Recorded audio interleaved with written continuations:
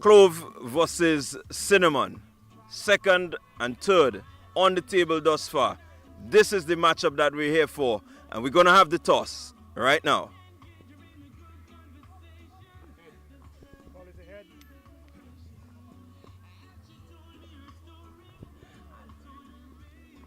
It's ahead.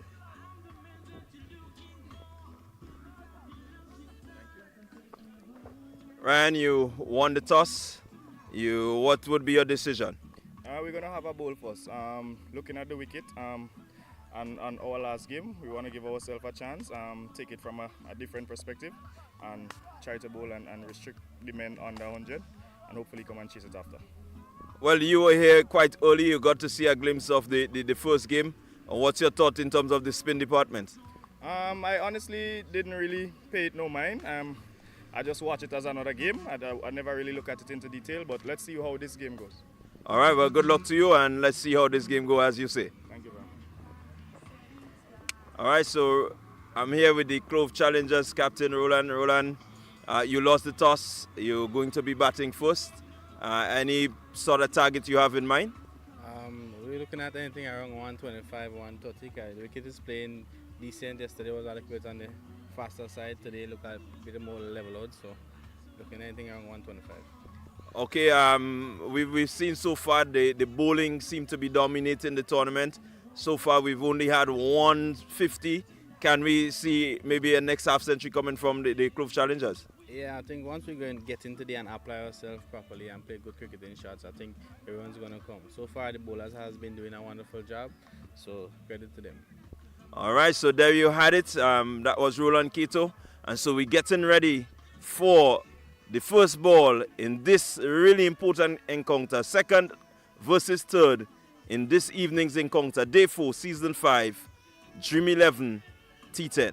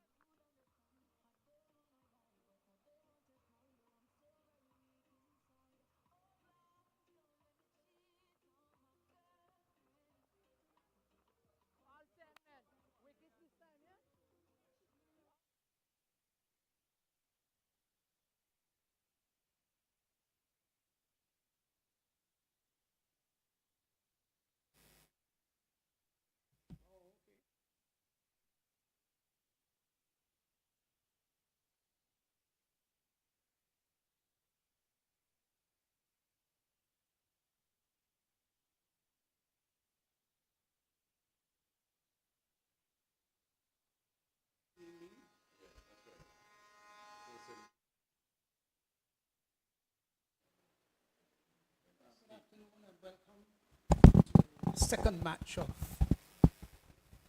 the day with challengers coming up against Cinnamon Pacers.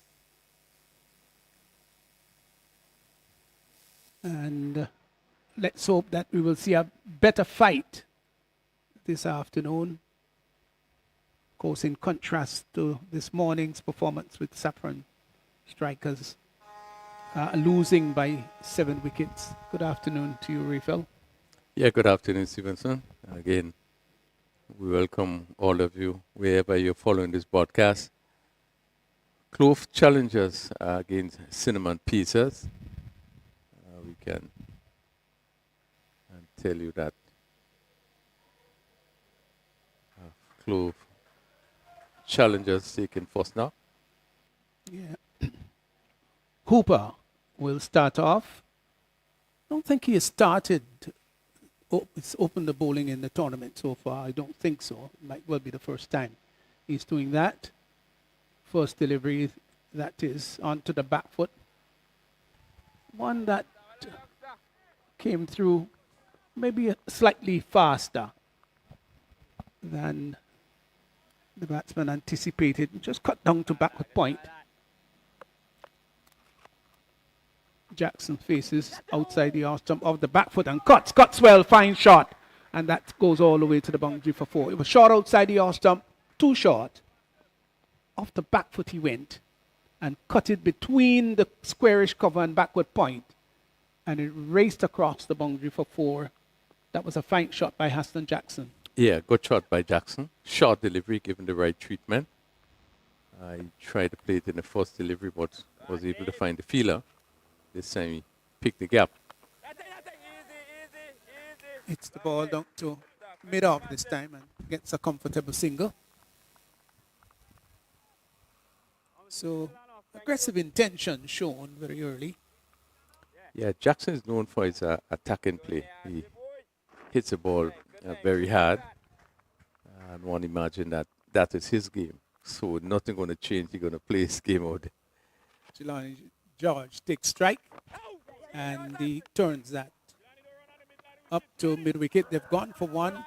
Will come no decide against it. That really should have been 2 runs because the long on fielder had to run in for about 30 yards. And in my humble opinion, there should have been 2. Hit between that, there's acres of space between that square leg and mid-on area. And really should have yielded 2. Big swing outside the stump, Gapil caught behind. Gone. Well, he's actually been bowled. Bowled. Oh, I thought it might have been just looking to see whether the ball ended up into the keeper's hand. Let's look at it here.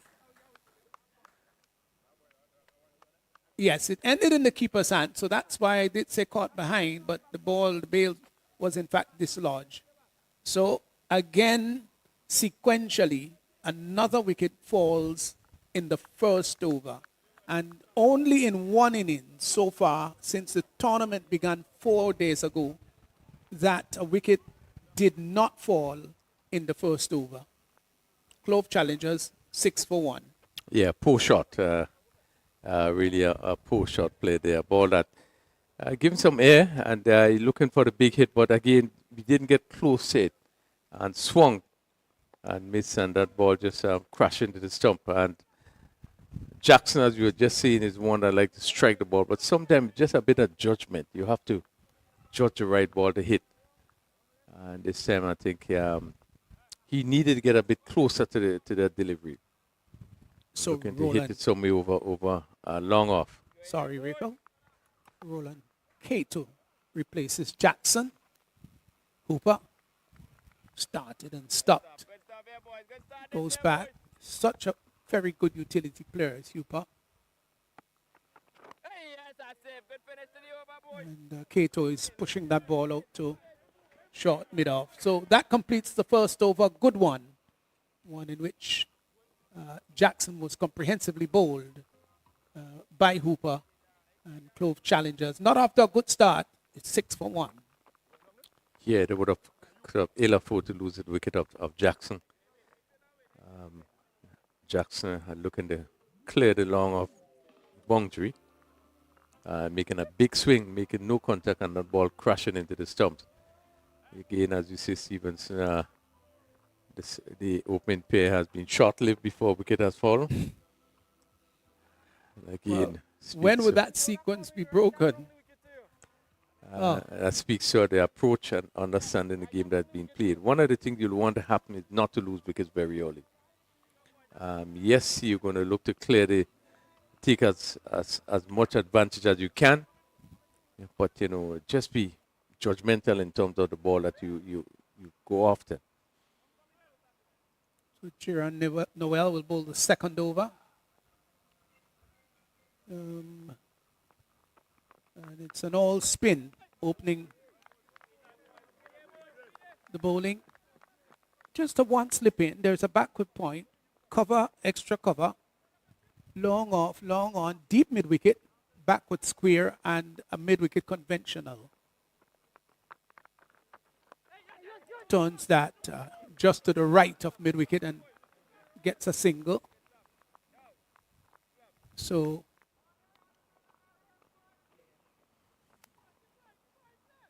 one more to the total is now got to 7. George has gone to 2, brings Kato back into strike. Well, facing for the first time to Noel.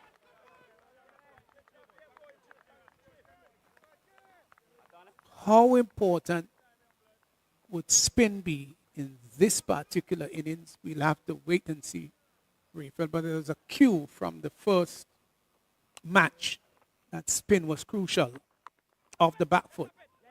It's hit hard through extra cover, misfield there, and the batsman will come back for the second run. The return comes into the keeper's end, but they had sufficient time to cross for 2. He's onto the back foot, short enough. And Kato looks to be timing the ball pretty well. He played that ball real through the offside. It seemed to be hitting the ball sweetly coming off the middle of the bat. Down to backward square. 1 bounce for 4. Good shot.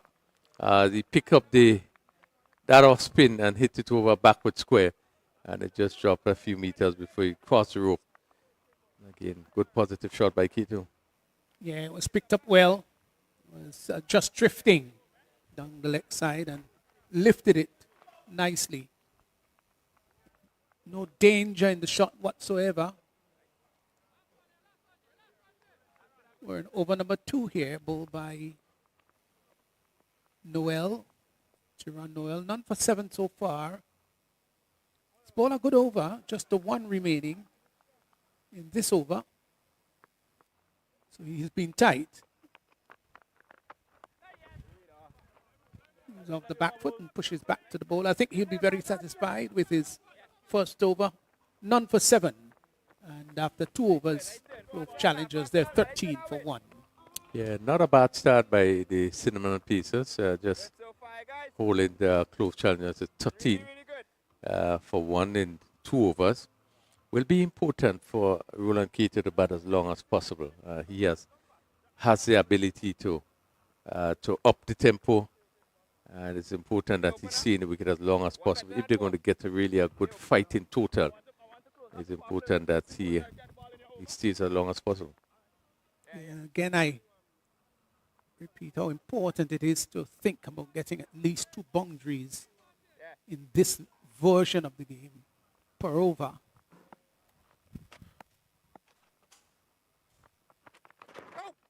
Down the leg side, wide signal by the umpire. So Hooper will bowl his second over. So it's been all spin so far in this innings. Oh, there is appeal for caught behind. He's actually been bowled. Bowled again. Well, it's almost a similar dismissal to the one before, when again the keeper taking the ball and throwing it up in the air, yet just clipping the off stump, and there went just threw it up in the air. So what a performance here by Hooper. He's picked up 2 for 7. And spin has come in to action again. Well, it's another poor shot being played by George. He just stood up and looked to swing right across this as we see this one here. Where he's going, he's hitting the hit, swinging across this one. And the ball just seemed to be leaving him a bit and hitting the off stump. But you really want to play as straight as possible. Get yourself in. Let the ball come out the middle of the bat so you get your feel in. Yeah, but it was a fine delivery. Really was a fine delivery. Hooper has already picked up 2 for 7. He's in the second over. And he's had a pretty dream tournament so far. He's really bowled very well. Yeah, Asif Hooper from St. Vincent. It's good to see that we have some players from the Windward Islands being part of this T10 tournament. It's Eugene from St. Lucia. Javed Hazard comes out. Here is Hooper to Hazard. Hazard is pushing that delivery just down behind square on the offside. A little bit tentative in his body action there. But this has been very good bowling by Hooper. Wrong the wicket. And hits that down. We'll get a single as he hit that down to extra cover. So off the mark is Hazard. What a fine bowling spell here by Hooper. Brings Kato back into strike.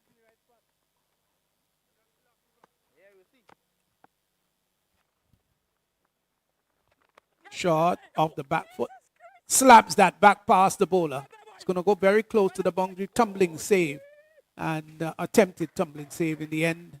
And the ball goes over the boundary line for 4. And I don't think Hooper would be very happy with that performance. It's looking, hit it over his head. Made a valiant effort, Hooper. And well, he really tried desperately to pull it back. But the ball had sufficient pace to go over the boundary line.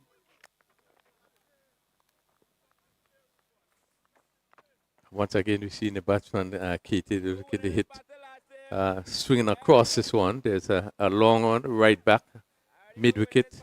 Straightish mid-wicket, right back on the boundary. Swing in. Just planting the feet. There no real purpose in footwork. Over comes to an end. So Hooper will be very happy. His ball is 2 overs for 12. And after 3 overs, Clove challenges 19 for 2. Yeah, good spell by Hooper. Keeping things tight and picking up 2 valuable wickets. 2 for 12 in 2 overs. Clove challenges 19 for 2. They really would need some sort of partnership to get them going. Roland Keto, he's on 10. Javed Hazard just coming in on 1. It's 19 for 2 after 3 overs. End of the power play. So over number 4 coming up. Not the best start by Clove challengers. They'll be disappointed.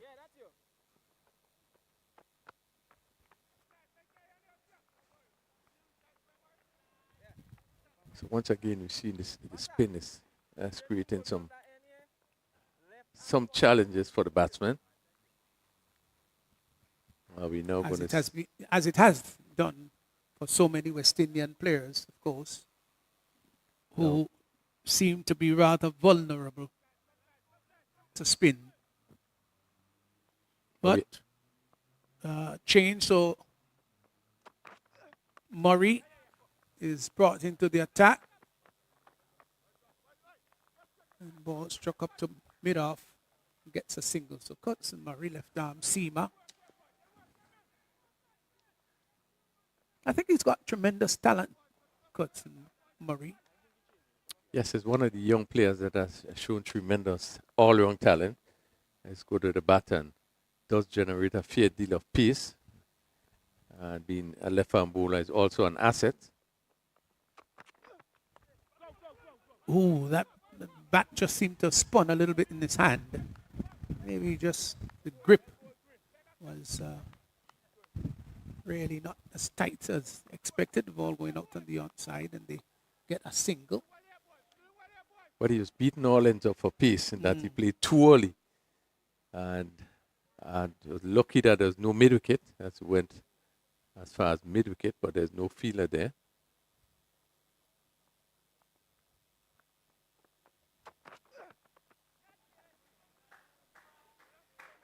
Well, off the back foot, he went and lifted that over the deep backward square. Short delivery, and he got inside the line and hit it well. That was a lovely shot. Shot and pulled very well. It was just around the heart area and lifted it behind square and went for carry power hit maximum. Yeah, good shot by Hazard. He's this sort of player, even though he didn't look as though he was in the best position. But he went through with his shot and was able to get it down to that backward square fence and just falling above the rope. Well, he has done that again, and it's gone for another 6. This time he went inside the line. Now, that's an interesting shot. As you'll see the replay, here he's going inside the line, taking it from outside the off stump. That's quite an extraordinary shot, quite an amazing shot that. And lifted it down to long leg for 6. Yeah, great shot there. Gosh, you've got to have a bit of skill to do that. Oh, it's quite extraordinary. Well played, Hazard. He's gone to 14 of 5. So, I think he's going to change. Curtson, Murray, and he's going to, he thought about going round the wicket, but he's going to continue over the wicket. Here he is, advancing down the track and looking to heave that maybe over mid-wicket. It's interesting, Rafael, there isn't a shot mid-wicket in, and I think the argument is that Murray is slanting the ball away from the right-handed batsman. But if you notice, from the right of the square leg umpire down to the deep mid-wicket and long on, there acreage of space there to score singles. Pushed out to the sweeper position. They've gone for 1. They will come back for the second. The return comes to the non-strikers. They're not the best return in the world. A couple of bounces before getting to the bowler. So this has been a rather expensive over coming to an end by Murray. 16 runs coming off that over, and those were 16 welcome runs for the Clove Challengers after 35 for 2. Yeah, good over for the Clove Challengers. Some pressure being put on Corson Murray. They've been hit for 2 sixes in that over. Really, they has now pushed the score on to 35 for 2. 4 overs completed, and Hazard quickly on to 16. And Roland Keato on 11. So they both have a start, and one would expect that they would want to push the score on, as far as possible. It's still 6 overs to go. And I think here is where the senior of the 2 batsmen in Keato will have to take charge. Now he's 11 of 9. That's not healthy, but there are a couple of wickets that went down quickly. This is where he has to take charge because just 6 overs to go. And he must think about getting that target up to 100, that total up to 100 and beyond. He's seen 11 deliveries so far. His eyes should be T20 in. This should be his opportunity. Driven straight down the ground. That's a fine shot. It really is a fine shot, and it's gone all the way for 6. Just like a gentle push, though. He got under it, and look at how he lifted it nicely, driving through the ball. Oh, that was lovely. It really was lovely. Imperiously driven over long on, and it was just a matter of the fielder going to catch it, or retrieve it rather. Looking to drive outside the off stump, down on one knee. But that's a superb shot played by Keto. And what was good about it, really get himself into really good position. And Ryan John looking to bring the ball right up, probably just was a bit short. And he picked it up and hit it over long on. Drives, beautiful. 4 more. 6 in fact, gone all the way. I thought may have just dropped inside. No, it's gone all the way for 6, but he was down on one knee. And down on the knees there and lifted that square. And that was quite an extraordinary shot because it was hit square of the wicket on the offside. It's not always easy to hit that over the extra cover area, down on one knee, and it was flat as ever, but it went all the way for a carry power hit maximum. Yeah. Fine shot, K2. Difficult shot to play, but he played it well. Hit it over extra cover. This time he's inside and pulling it. Will get a single. Really should not have been one there. Ball hit down to mid-off. The return was not good. And they got a single. So these 2 overs turning out to be expensive. The previous one was 16. John has already gone for 13 of his first 4. They can't take their feet off the pedal now at all. They've got to keep it pressed and keep it pressed hard without being injudicious. John. Must have been a slower delivery. Hazard didn't. Was that a no ball? Yeah, it was. So it's going to be a free hit.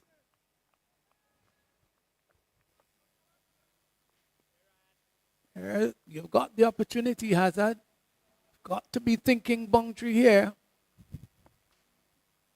Aim for the sea, or rather aim for the hills. Driving out to extra cover. Didn't get under it, but got a single. Good delivery there by John, right up in the block hole. Yeah, and he has been attempting to bring the ball right up. This was really a good delivery, almost Yorker length. And Hazard, again, looking to give himself room to swing that bat, was only able to get it to the extra cover fielder. Kato swings that down to the deep forward square boundary. Is gone for 4. He may have wanted to hit that, might have wanted to hit that straighter, but it went much squarer, much to his joy and pleasure. And it went down to the backward square area, over the boundary line for 4. Turned out to be a rather expensive one there by John to complete it. He's gone for 19, so 16 in the previous, 19 in this one. 2 productive overs for the Clove challengers. Yeah, and that certainly brought up the 50. 2 overs, and really know they have developed that sort of momentum. Both players are really striking the ball well. This is a partnership that have so far added 40, and really quick time. They have now wrested the advantage right back. Clove challengers. Driven up to mid-wicket. Gets a single. We have seen Hazard played in and also in progress path. Very, very attacking, and who would have helped? Or just turn around the game to make sure that upsetters would have won there. So he has shown that he does have the ability really to up the tempo. Very aggressive. Clipped again to mid-wicket. Now there's an opportunity for 2 here. No, they won't come back for it.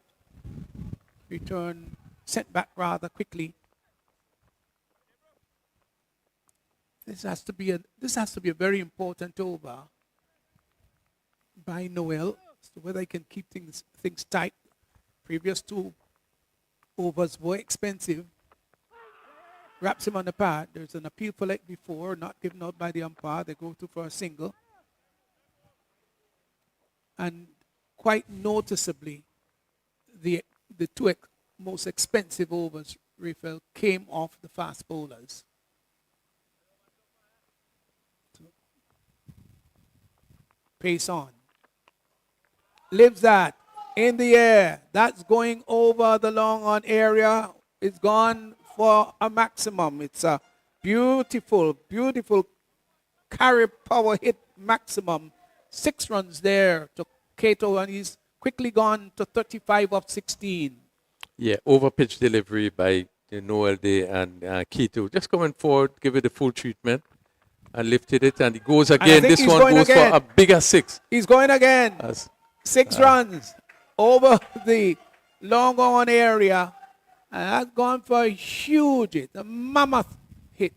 Gone to 41 of 17. Now, they're really pushing it on.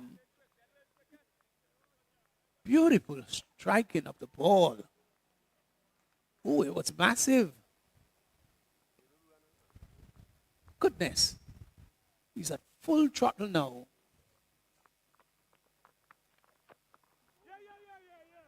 It's off the back foot and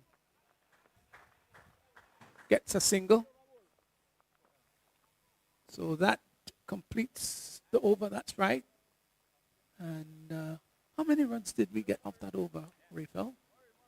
Yeah, that seemed to be around 14 of 2 6s being hit. Right. Must have been 14, 15. The Clove challengers have gone to 70 for 2 of 6. The run rate now has steepled to 11.16. Yeah, some 16 runs it seemed come off that over. So 16, 19, and 16. Those were big overs, really big. The last 3 overs 3, 5, and 6. Wow. So just 4 overs remaining, and the run rate is climbing at a phenomenal pace. So Noel has gone for 22 of his 2, his first over yielding 6, but his second over yielding 16. Williams behind the stumps, just making sure that all the players are positioned where they should be. Wide signal by the umpire outside the off stump. Ricardo Murray takes up the attack from the northern end. Off the back foot and hits that down to the deep sweeper position. Was airborne for some time. And they got. But one get the impression that the fielder really should have get to that delivery. I just seemed to reach and just stop. It seemed to be. Maybe picked up the flight rather late. Oh, down on one knee and belted that down to the fielder down there. Was it down deep mid wicket there? And the catch has been taken. So cameo innings of Hazard comes to an end. He was taking that from outside the off stump and lifting that down to the long on area. We lost sight of it for a moment, and the catch was taken. Yeah, Hooper that took that catch. Good catch, just to the edge of the boundary there. And Hazard. Again, looking to clear that long on boundary, we have seen quite a number of 6s being hit in the last 3 overs. Just was not able to get over it. Having to reach for that delivery, so he really demanded more force to hit it over long on. And he just failed across the boundary.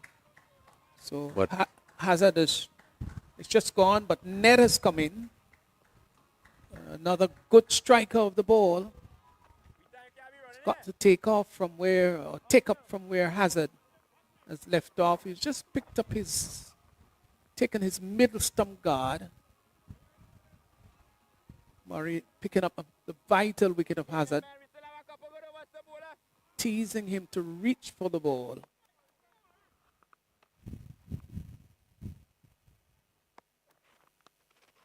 Wayward delivery outside the off stump, wide signal by the umpire. Murray wouldn't want to get carried away at all. But I think you may see him bowling somewhere outside that off stump line and asking the batsman to reach it, to fetch it. Yeah, that's the idea. In the air, the ball dropped. It would have been a great catch. Good effort. Stayed in the air for quite some time. Well, they got a single. Just peeling off the outer portion of the bat. Didn't get the fielder. But here is the effort. Really gallant effort. Great try. Got it in the palm, but just spilled it. And that one was outside the off stump and cut over the deep cover boundary for a carry power maximum hit again. Well, he hit that rather nonchalantly. Cato has gone to 49. It was short outside the off stump, rocked on the back foot, and carted it over the cover area. Will he get his half century here? He's 49 of 20. Here's Williams to Cato, who hits that down over the long on area, and that's gone for a maximum. So what a emphatic way to bring up a half century. He's gone to 55 of 21 deliveries, went outside the off stump, fetched it, and lifted it over long on, and that went soaring as if Hooper had no chance to take the catch. Great batting here by Hooper. He's now swinging hard out to the mid-wicket area.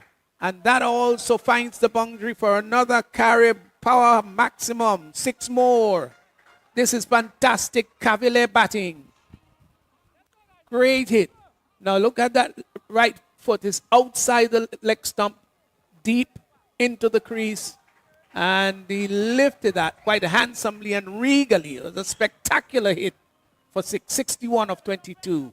Yeah, what a tremendous over. 22 runs coming off that force over by Murray. And Cato really has rushed up to 61. That is 7-6 he has hit in that inning. And certainly really turning it on. This is what we know Roland Cato, the ability that he has. But he really has been taking the advantage to the cinnamon pieces. And has played a tremendous inning. Its score moves in 92 for 3. And we still have 3 overs remaining. Yeah. Great batting here. Really is great batting. 61 of 22. And he has with him Darren Ned, who is a wonderful strike of the ball. 7 overs gone, 3 remaining, 92 for 3. They must be thinking about 130 here. Here is John. Hits that down to long on. Gets a single. Ned.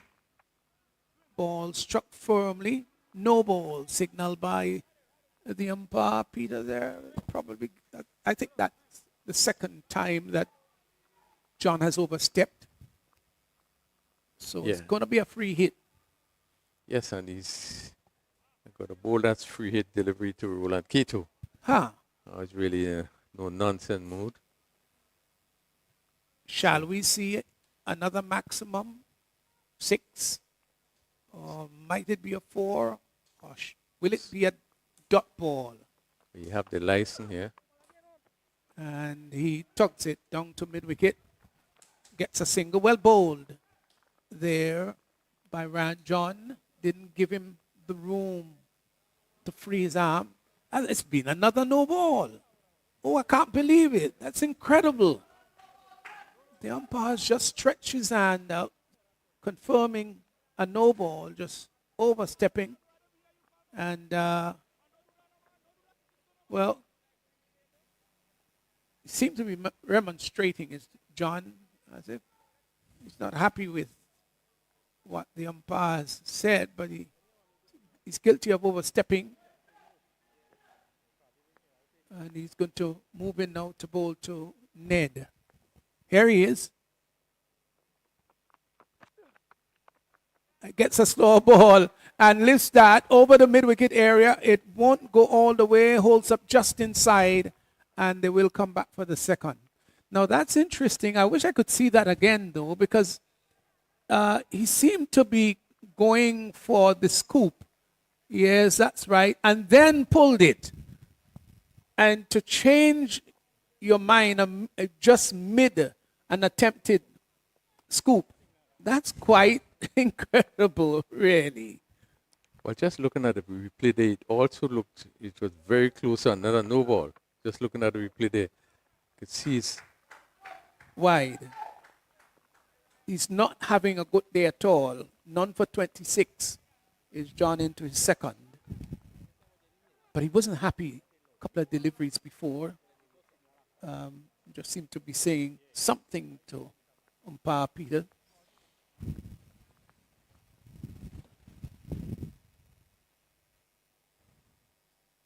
There's John once more to Ned. And Ned is lifting that.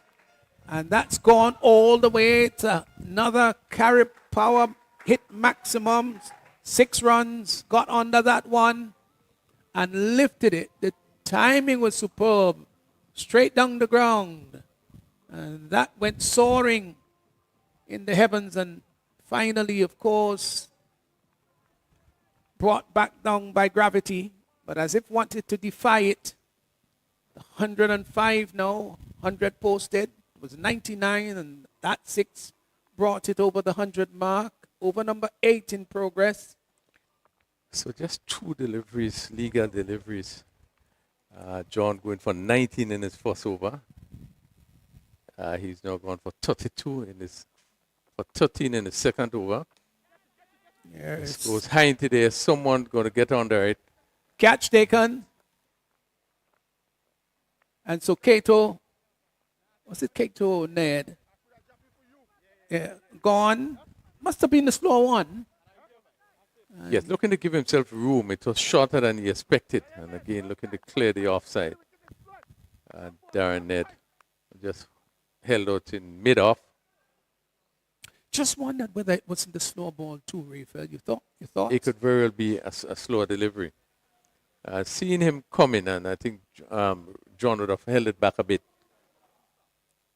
and taking it mid-off. But really has been in for some rough treatment. Oh, yes. Ryan John. He's still got 3 deliveries. He's 1 for 32. It's highly expensive. But he's got 3 more into his second over. And the Clove challengers, they're 105 for 4. They obviously need to get past that 120, 125, maybe 130. Yeah, they probably want to get up to the 135 mark there. Maybe to feel comfortable. The projected score at this rate of sequence is 140.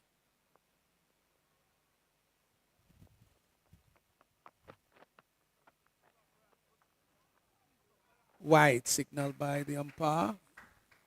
Kurt Murray is greeted with a wide delivery there by John. John is, he's don't understand, but of course he's an experienced bowler.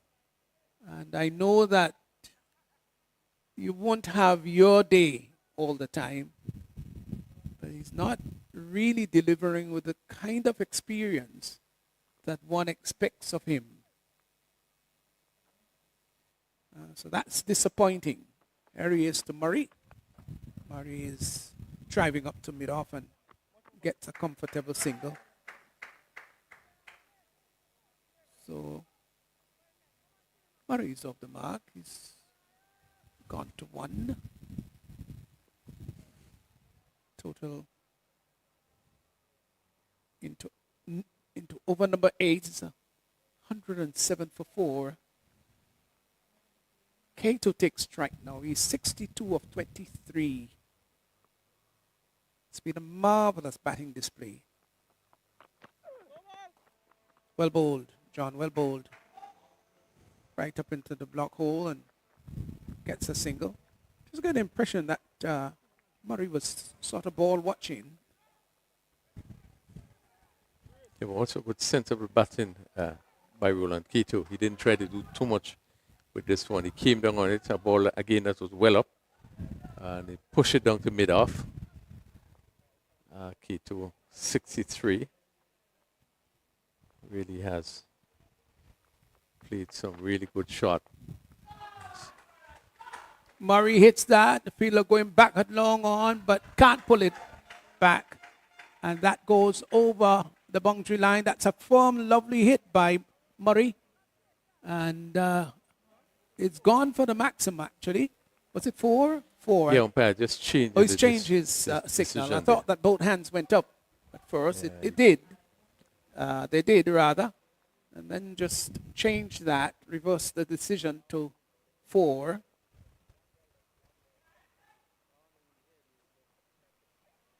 He's been treated really badly, as Ryan John, with his last delivery that he hits down to mid-on.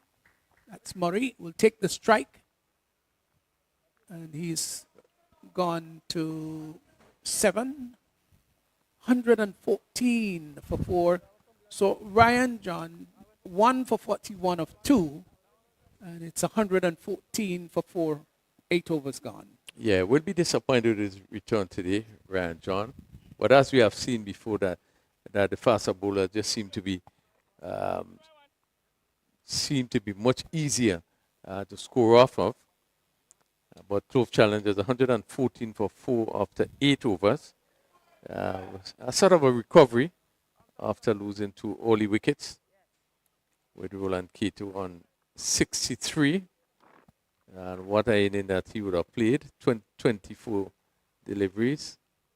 He has been there for 38 minutes, 3 fours and 7 sixes. He will want to. Those are a lot of boundaries out of an innings of 64.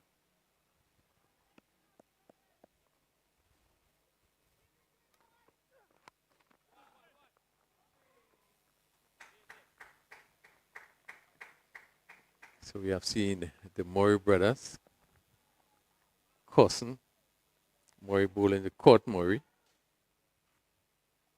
And Murray picking up a single. Has hit this down to mid-off, and the attacking Roland Cato comes back into strike. So 54 of his 63 runs were scored in boundaries. Cato.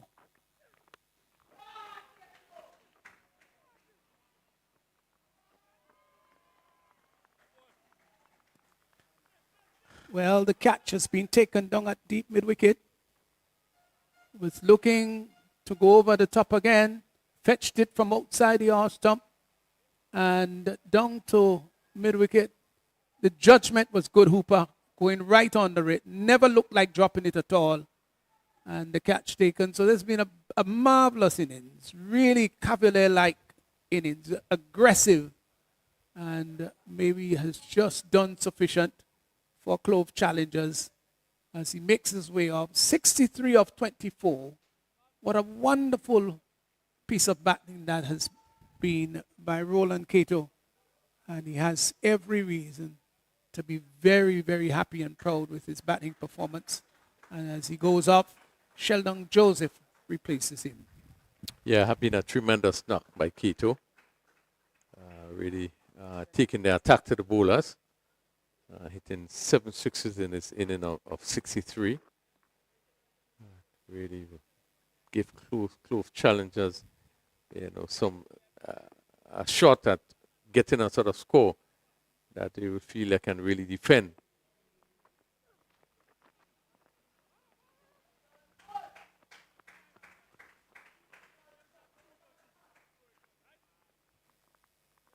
By signal by the umpire. I just thought that Williams didn't make much of an effort, really, to gather that ball. And even when the batsman took off for the single, he just didn't seem to be interested in getting the ball, gathering it, and shine at the stump.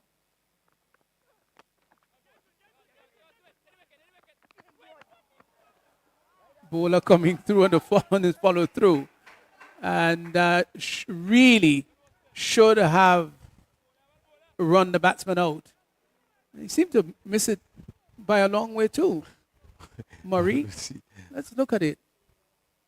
Now, he has all the time in the world to strike that.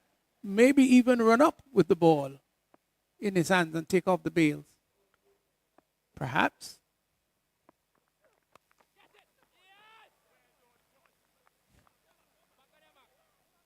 We used to say back then, Rafael, having a stone at the seashore and But he's still out, missing the shoe. he's actually out caught on ball. Oh, it was. I thought that it was. Oh, it's one of those freak dismissal.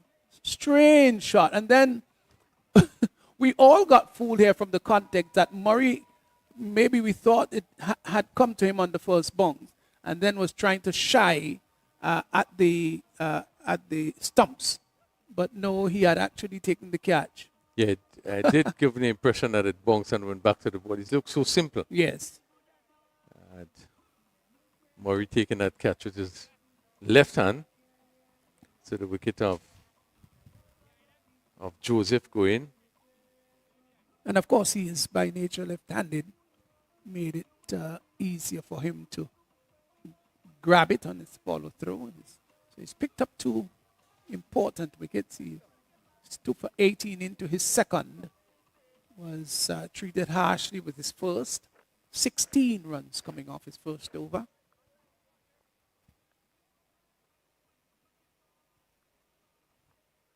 So it's 117 for 6. Just 7 deliveries remaining. Hippolyte, Tyrone Hippolyte. The new batsman. There's an appeal for leg before and out. Hit him on the pad. The appeal went up. So Murray has struck again.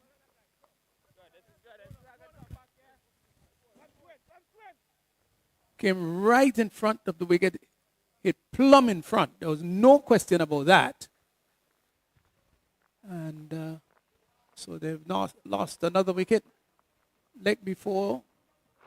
Look at where he was struck. Right in front. I don't think he could feel that he was given a poor decision. Absolutely not. So Murray has now picked up 3 for 18.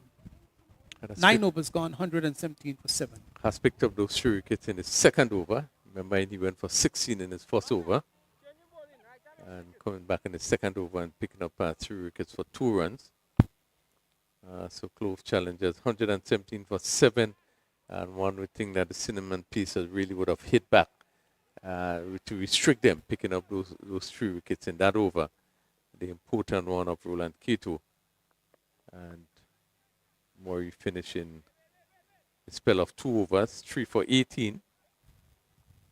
And with 6 deliveries remaining, Scott Murray.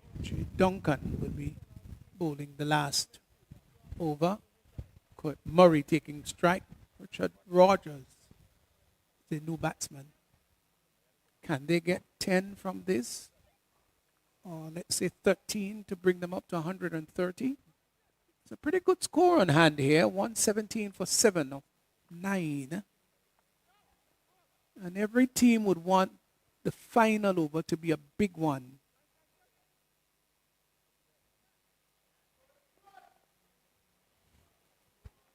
Here is Duncan to Murray. Murray hits that down to long on. Will get a comfortable single as John comes off the boundary and hurls the return to the keeper. Just having to come forward and take the return. So a single coming off the first delivery. Good enough by Duncan. Here he is again. And That's driven out to mid-wicket. They're not going to come back for the second run. I think Rogers very quickly put his hand up and said, no, we're going to stay at 1.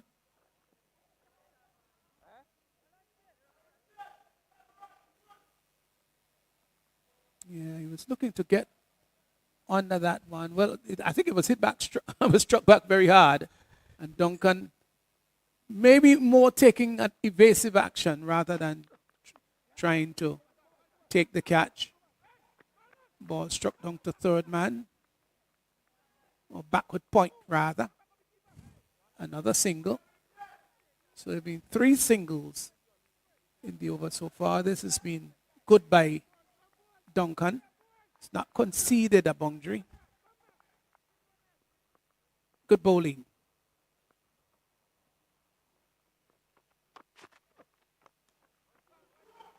Down to mid-wicket. There's a shout of 2. They're going to go back for the second. They've got to hurry. The return comes into the keeper. And maybe just managing to get there. Still thought that the first run could have been taken much quicker.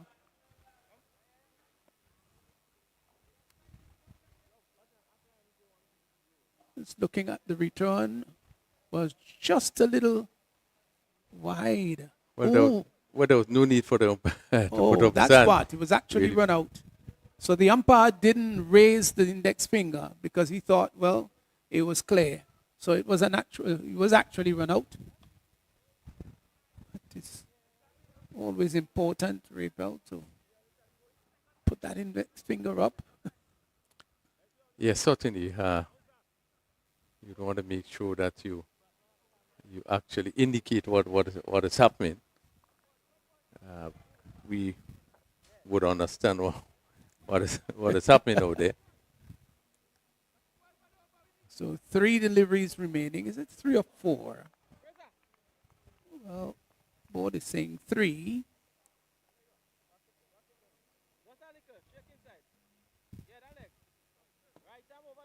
$120 for 7.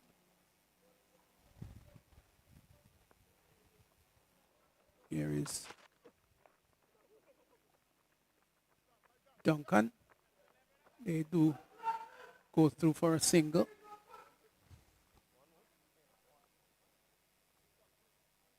The final delivery coming up, 122 for 8.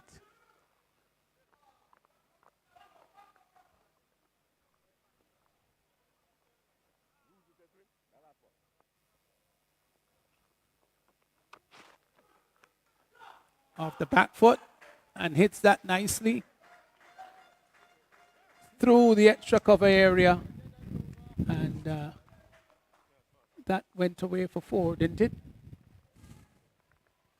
Off the back foot, waited on it. Might have been a slow ball too, and it was struck through the extra cover area. So the final total scoreboard is saying 121. 126 for might be 8. 126. So 126 should be the final total. 126 for 8. Well, let's see. Might be 126. We'll just wait for final confirmation. That's right. 126 for 8 of 10 overs. It means that their run rate is 10.60. And so the Clove challengers would be pretty happy with their performance, especially that of Cato, who got some 63 of 25. It really was a marvelous innings. Yeah, I think this was the inning that really would have transformed the game. Clove challengers lost some early wickets, started from the first over. Then K2 came in and really turned things around. Really played some tremendous shot in his score of 63, having cleared the boundaries and 7 occasions, hitting 7 sixes and 3 fours. And certainly that inning really would have propelled the Clove challengers to get up to 126 for 8, and does give them a fighting chance. Cinnamon Pieces will need to get 127 for victory. but it gives the bowlers a chance, and one expect that this game could very well go down to the wire with one would expect really a competitive match as both teams will be looking to take maximum points in this game. Jackson 5, George 2, Cato 63, Hazard 18, Ned 10, Murray 14. Well, Joseph went without scoring, also Hippolyte without scoring. Rogers was run out for 2, and Red Hood in the end not out 1. Amical, to be said, of course, didn't bat. So 126 for 8. Hooper picked up 2 for 12. Noel had none for 22 of 2. Hudson Murray 3 for 18 of 3. Good comeback round. John Expensive 1 for 41 of 2. Ricardo Murray had 1 for 22 of 1. Shea Duncan 1 for 9. None for 9 of just the 1 over. So the fall of wicket 6 and 14. The first wicket going down with the score in 6 in the first inning. In the first over. And it's just showing a sequence where wickets are in fact falling in the first over. So all the matches, with the exception of one inning where there wasn't a wicket falling in the first over. So Clove Challengers 126 for 8 of 10, and the Cinnamon Pacers, well, they need to get 127 in 10 overs, and I'm sure that this is going to be more than a competitive total. I think 127 having to score at around 12.70 refill, that's going to be quite a tall order. Yes, as I said before, it's a fighting total, and one expect that it will be competitive. Cinnamon Pieces really would be making all effort to get to that 127, but Clove Challengers do boast of some good bowlers in their lineup, so it will be interesting to see who comes out on top. I also think that Ryan John will be very disappointed with his bowling performance. I think as being such an experienced and perhaps the most experienced bowler on the team and leading from the front, it was not the best bowling performance by him, having 2 or 3 no balls in his spell. Yeah, he was not at his best today. I think he wasn't given a chance to settle. And I think Keith would have went after him from the first delivery. And really, it's not a spell that you'll want to remember. This is probably not one of his better games in terms of bowling. But we have also seen that most of the quicker bowlers did go for quite a number of runs. And it tells you really that it's a good batting pitch. And certainly you can't just run up and bowl even though he's a seam bowler. But a lot of guile, you had to be bowling the slower ones. You had to be doing different things if you're going to be effective on a wicket like this.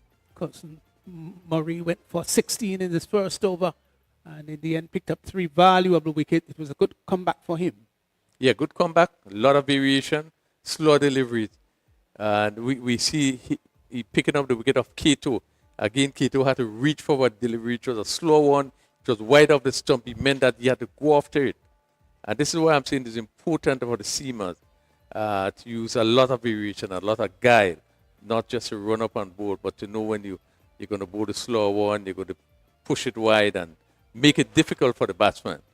And that wicket of Kato, I think, would have started a little bit of a slide, and he picked up 2 more in that over.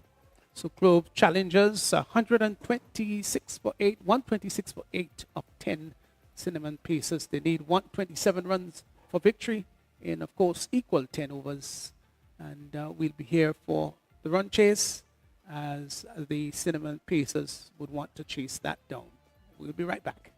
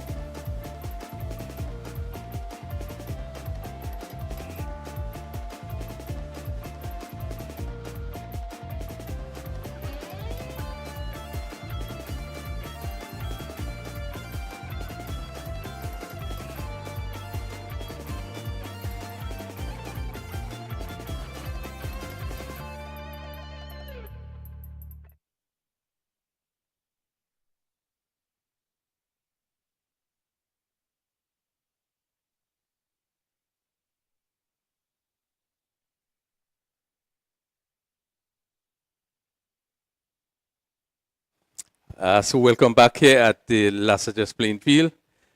We are about to see Cinnamon Pizzas trying to get 127 for victory on what is expected to be a pretty keen contest. Conditions continue to remain very good here at the Lassages playing field. And certainly this is a game that we expect to go down the wire. I say good afternoon to Ashley. Well, Ashley good Thomas. afternoon to you, Crony. Good afternoon to listeners, wherever you are. It's a very beautiful and wonderful, pleasant sight to see outside in the middle. Bright sunshine, cinnamon pieces, and Clove challengers. Battle outside today. We're about to see the very first over. So the opening batsmen in Nikosi Centile and Chandel Regis. And as we know, Centile way back from under 15, under 19, has been a very good player. And as I was saying that he's a player that was not as aggressive as he is right now. We know he is one of the players that always stick in a wicket bat for a long period of time. But certainly he has progressed.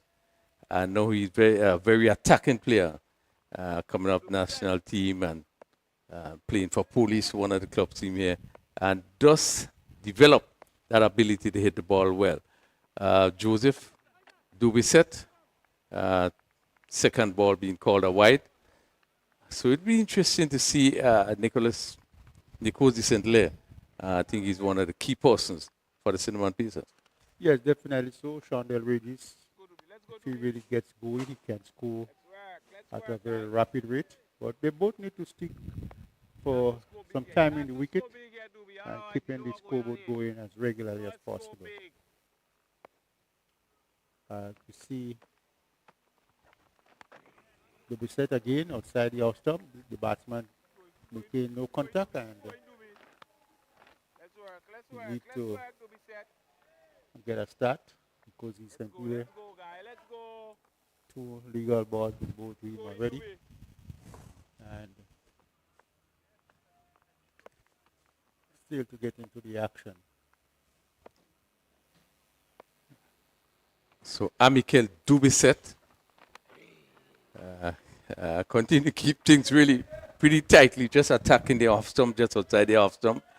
Again, he's one of the seamers that do use a lot of variations.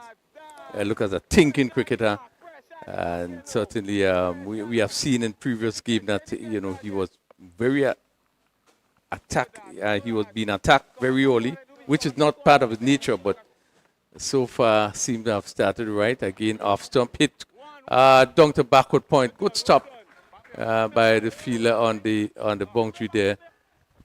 Centile got on top of this one and really struck it well. It was really traveling. Well, Clove challengers seem to have a plan to bowl just outside off stump there, and that is what Dubiset has stuck himself to. And the left-handed batsman in Regis is going to take strike for the first time in lovely sunshine here.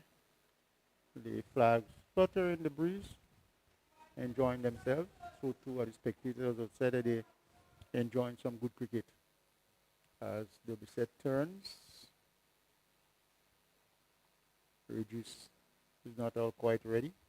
He is now.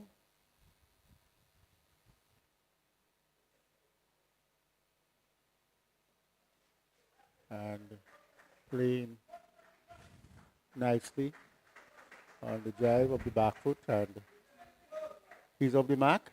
So it's 3 without loss.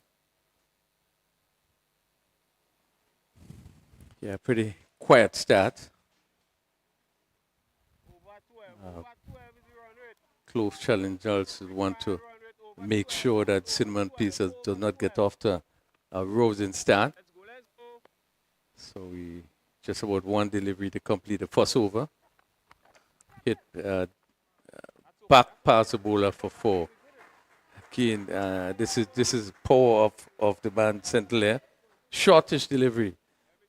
Again, you see, Dubuisset just trying to mix it up a bit. Centelaire was equal to this one and hit it back over his head and went down to the boundary for 4. So that completes the first over. Cinnamon Pieces there at 7 without loss. And that making it the second time so far, I think, in the tournament that wickets were not taken in the very first over. Cinnamon Pieces opening pair going through this quite easily. 5 without loss, 7 without loss. Centilla on 5 and Regis is on 1. Centilla is going to face up to the new bowler, and we'll get his name in a while.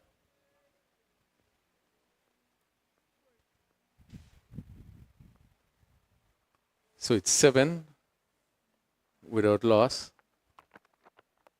The ball swung down. That's the mid-on fielder is going back. Takes a catch. Good catch. As that mid-on fielder there in Darrenet going back and taking that catch. Shortish delivery. And there was Regis looking to pull. I think really was defeated with extra bunks. That's the first delivery from Nicholas Redhead and just held out at mid-on. Definitely. So I don't think he was really in that correct position to really get the ball where he really wanted it. I thought he was a little bit too straight in his position, and this had caused his demise. Not acting the body enough there. Maybe the ball had hastened onto him, but he goes, and Cinnamon Pieces lost the first wicket, so it's 7 for 1. So good blow struck there. We are viewing a Dream 11 T10 T10 tournament.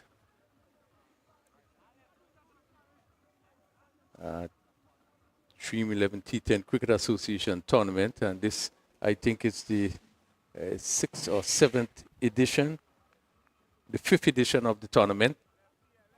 And certainly a tournament actually that really would create a lot of interest throughout the country, not only here, but we have seen it happen all the Windward Islands.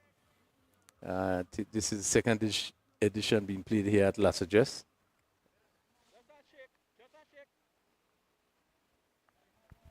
Certainly we are seeing a lot of talent being shown up in these tournaments. Just to remind you, there are T-shirts replica on sale. You can get one for $100, 2 for $150.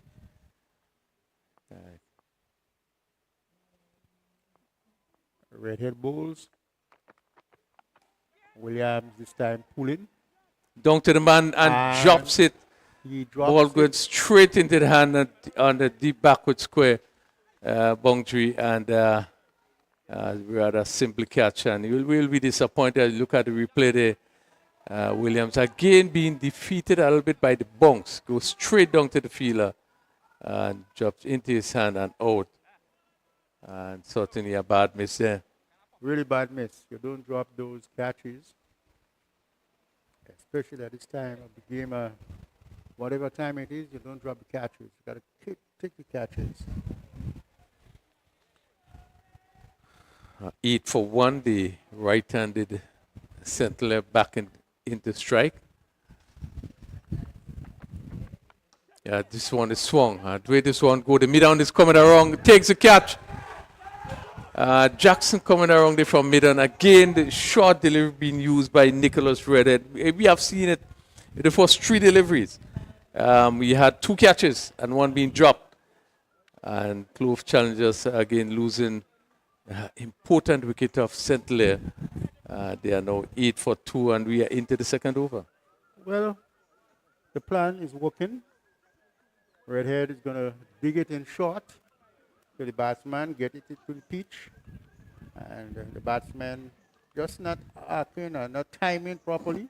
But what we have seen is that both bowlers, they are working with a team plan and they have been successful so far.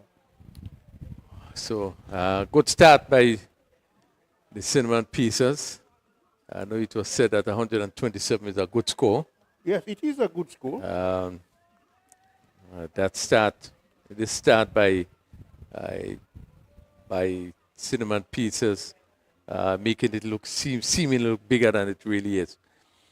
But again, we have seen most of the games where they would have lost early wickets and went on to do well. So still early days. Ryan John, the captain, is in. Experienced player, seasoned player. Again, just to remind you that their t-shirts were replica on sales. 1 for $100, 2 for $150. Grenada Cricket Association. And there's also some special prizes on Friday and Saturdays, Sundays. We have the face 3 balls and hit a 6 to win $100. So persons can come just be part of the whole exercise. Hit a 6 in 3 balls and you can win $100. So it's quite a bit of things happening. Quite a lot of fun. The spectators getting into it. As Redhead bowls again. And Ryan John this time just playing it in front of him quite easily. The batsman hustled through for a single. So Ryan John is off the mark. And the score moves to 9 for 2. And we are in the second over.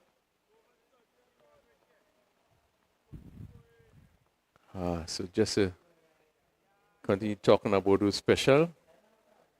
You hit a 6, you get $100. 3 times you hit a stump, you get $100. And compliments Shoki Bar and Snack It, Cypher Keith. These are persons that have come on board just to make this activity an joyous one. Redhead just continue to keep things tight in his first over. 10 for 2. It really has been a good start by Nicholas Redhead and his first over. He picking up 2 wickets for 3 runs. And Cinnamon Pieces will have to dig deep. They will have to find a way to have a sort of foundation that would give them the platform if they're going to get up to 127 runs that is required for victory. I think the most important thing here, if you're not getting the boundaries, you got to keep rotating the strike as regularly as possible. You got to keep the scoreboard ticking along so that when the bad balls come, you just capitalize on them and keep the score going as much as possible. It's a good total. It's a good challenge. So let's see how they get there. Yeah, well, we continue to speak about the approach in terms of the batters. Even though it's a T10 tournament, it's not a matter of going in and just swing the bat. But you had to bat sensibly. Definitely. Push the ball around, wait for the bad deliveries. But importantly, you does not want to lose early wicket. And this is what we had seen. This one hit down to long on. That's a good shot. And goes all the way for 6. Well played. Picked up nicely and hit over a wide long on position. And the timing was there and the placement was just and it's the first Carib power hit. Clear the boundary. And Daniel Williams. A good shot by Williams. He being dropped first delivery that he faced. And just picked this one up nicely. And cleared the mid-wicket fence. Clove challengers will be disappointed that miss there. 17 for 2. We are in over number 3. Both batsmen, Daniel Williams on 8, Ryan John on 1. Stubby set in the second over. Just missing his run. Batsman was not all quite ready, so the Bissett will have to go back to his mark.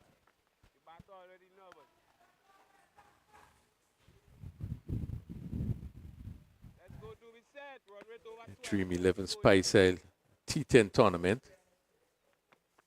Played for the second time at Las Adjust, and this one is struck straight. And goes down to the boundary. And let's see, cross, just stopped just inside the boundary. The umpire, they're just trying to make sure that it didn't touch the ropes. And he's seemingly is satisfied. Just waiting for confirmation. Right, so it is looking at the replay, he had stopped it just inside. And it's good to see this is one area that has had a no signal for. And I was just going to make the point, this is one area that's been added to the running of the games here, in that the umpires have the convenience of checking. And that's the third umpire checking to make sure that things are, everything is right, whether it's a run out. Here they would have checked for the 4. They would have realized based on the replay that they would have crossed. So it's an added dimension to our games here, just to make sure that all decisions that's been made is actually correct ones. Yeah, so the game has evolved quite a lot, and so too the various countries adapting to it, and this is very good for the sport. 20 for 2. Swung down to that mid-wicket. The fielder comes around over his head. That's a lovely shot. Again, picked up and hit down to that mid-wicket position. Another carry power hit, the second one in the inning. And Williams just seemed to be liking that shot. Really picking it up nicely. He ball well. He picked his gap, and he really struck it beautifully. Very composed, compact batter. Williams, short man, and seemed to be really enjoying what he's doing. 26 for 2. And Williams pushes the score on to 18. Let's see. 16.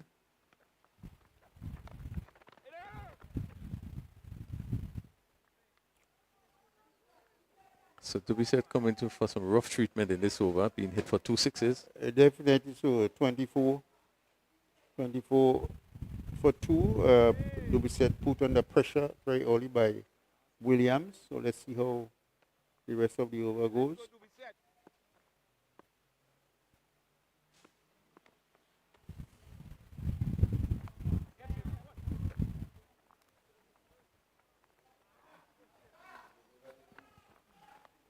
The umpire, so I thought it would have been a high ball, no ball, but it seemed that all is well. Well, I was just waiting to see what the umpire is going to do.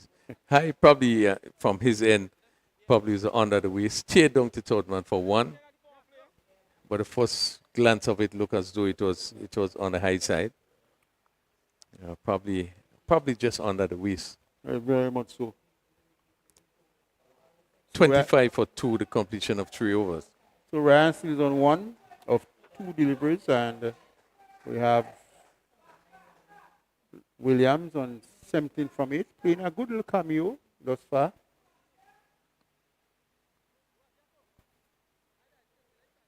And let's hope that this can continue for the Cinnamon Pieces. But the longer Williams bat and Moise scores, right, it certainly will hurt. He got a hot Clove challengers. Being dropped with his first delivery. But he's looking to make amends, and certainly from now on, he will want to make them pay. Yes, definitely so. Why not? Can give chances to batsmen. And when they do get it, it's right to capitalize. Nicholas Redhead in his second over. Another young player that would have started, would have worked very, very hard. Nicholas Redhead. One of the players signaled wide there by the umpire. He's one of the players who would not have come to the ranks in terms of under 15, under 19. Actually got onto the Grenada team because of his commitment and his hard work, just training with the players, and subsequently getting onto the Volcanoes team. Because of the amount of the work that he have done, very committed, and really takes his game seriously. One can remember him. That ball is hit down to mid-wicket. Now, where does this go? Over mid-wicket again for another carb maximum.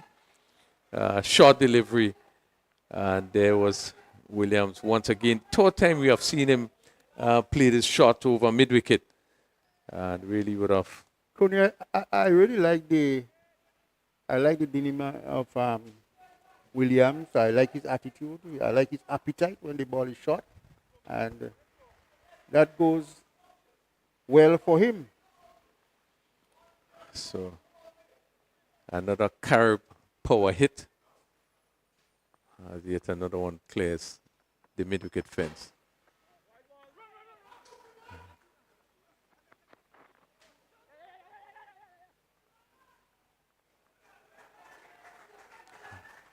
So a bit of sloppy cricket there by the challengers, and the piece crew, Cinnamon Pieces capitalizing. So that's wide. 3 runs in the process, 35 for 2. And just to complete a point with Nicholas Redhead, is one of the players that really would have trained very hard on his own, and as such got on really to the heights in the Winnows tournament. Well, Cody, I could tell you quite a lot about that's a lovely shot. They're going to get only one, and that is good cricket by Williams, keeping the scoreboard ticking. Well, as I was saying, Redhead was one of the young men who met me in the stadium once and told me about his bowling. So what I did, I asked him to send pictures of what he's doing, and after assessing it, I remember recommending him to Mr. Paul here at Las Vegas in his athletics program, so he can do some strengthening.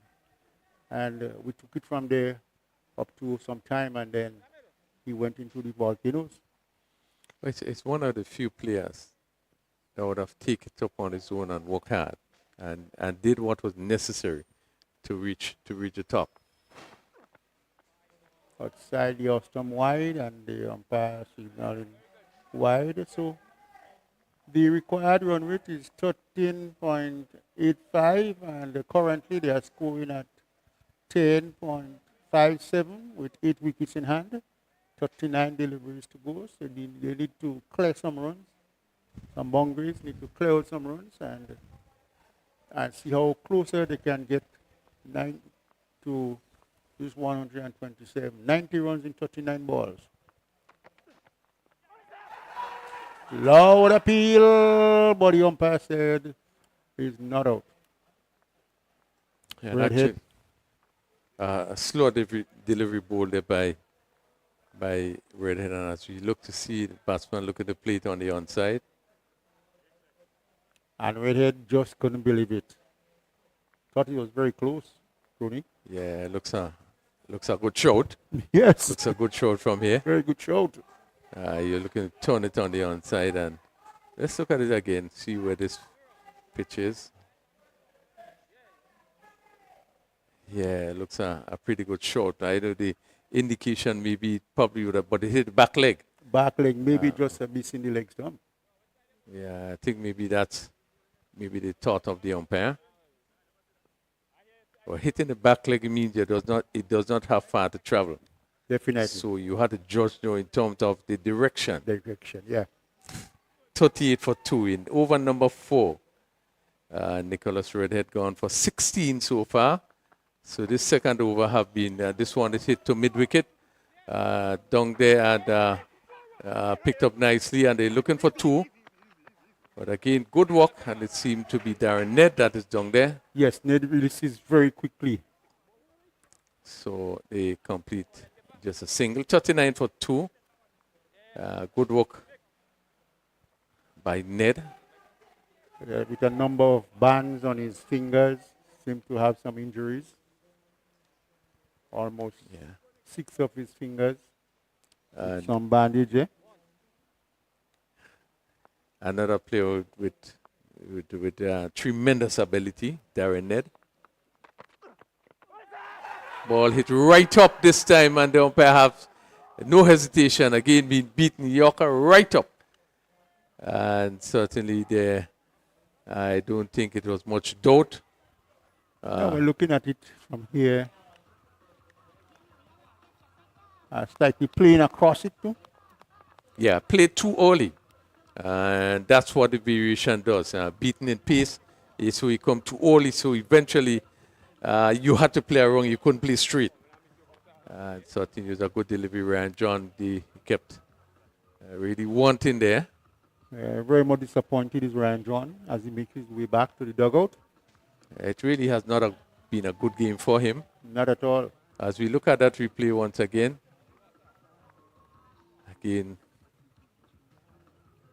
one has to comment TNR communication, the quality of work that have been produced. Oh yes, they have been in terms excellent. of the replays. They have been excellent. And what can ask for anything better? Just have to keep improving as time goes on. So Cinnamon Pieces, they are 39 for 3. Clove Challengers striking again. The dangerous Williams on 25 is still there. Asif Hooper is in. And Hooper, our neighbor Vincentian player. He bowled well, picked up, I think, 2 for 12, 2 for 14. So he had a good spell. They will need someone, they will need that sort of that foundation in the middle to really help push them forward. 4 overs completed, 39 for 3. Nicholas Redhead picking up 3 for 17. Very good spell of 2 overs. So he would have gone for 14 in the second over, but picking up a wicket in the process.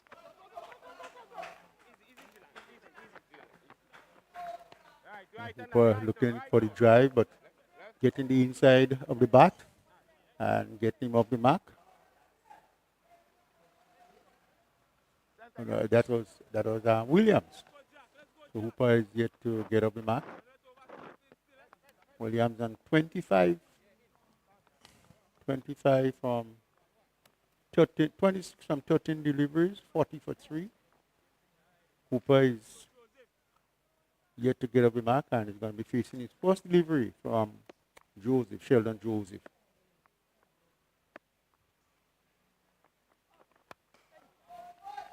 This one full on the bat. And could only hit it down to for a single. So he gets off the mark.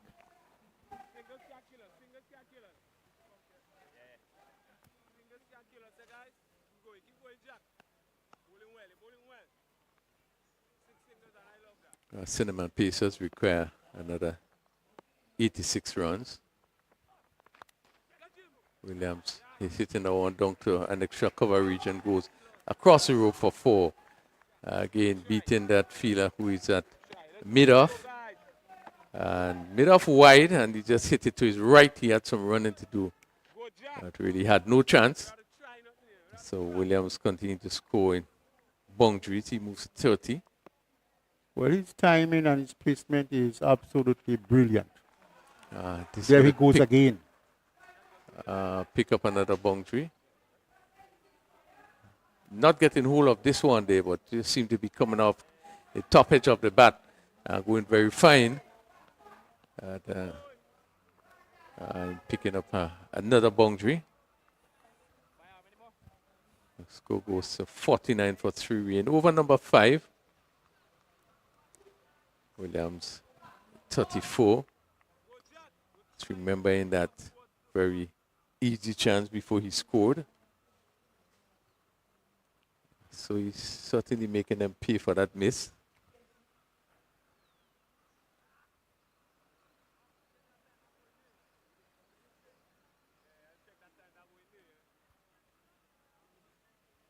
Uh,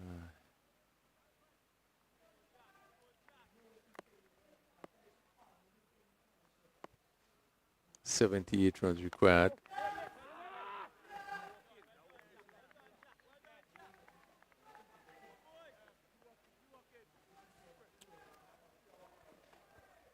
$49 for 3.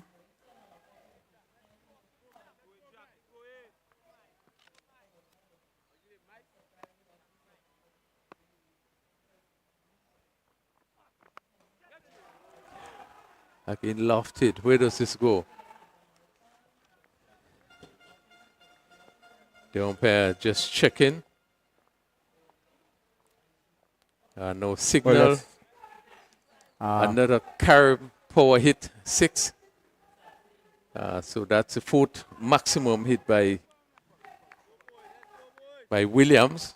And that brings up the 55 for 3 after 5 overs. Certainly Williams is playing a really good innings. He moves to 40. So 72 requires of 30 deliveries, and he moves to 30. Sheldon Joseph ending his first over. A little bit expensive, 16 runs. Or should I say expensive? 16 of the first over. And there is still quite a lot of work for Cinnamon Pieces to do. 40, 55. They need 72 of the next 5 overs. And all that will depend on how Williams and Hooper goes. Williams on 40 from 17. Darren Ned picking up the attack. And this is from the pavilion end.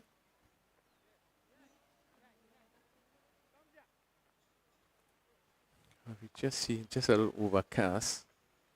There's no threat of rain, but condition clouds just going over. Darren Ned, bowler's first delivery. Again, we want to remind you, spectator prize. There will be some prizes for the spectators. And Friday, Saturday, and Sunday, you face 3 balls and hit a 6. You can go off with $100. You bowl 3 times and hit the middle stump. You can also win $100. And all these is compliments, Chucky's Bar and Snack It, and Cyber Keef. And we certainly want to thank the sponsors who would have make an input. Also a reminder with drinks, make sure to give the association, the Cricket Association, well-stocked bar.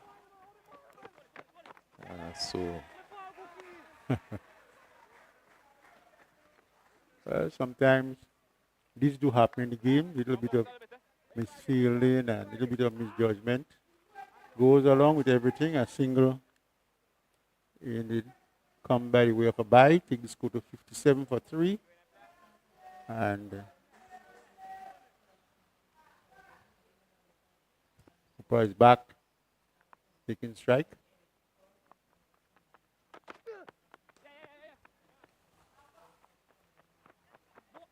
Not timing this one all the way how he wanted it, but nevertheless get a single for it. Take this score to 58.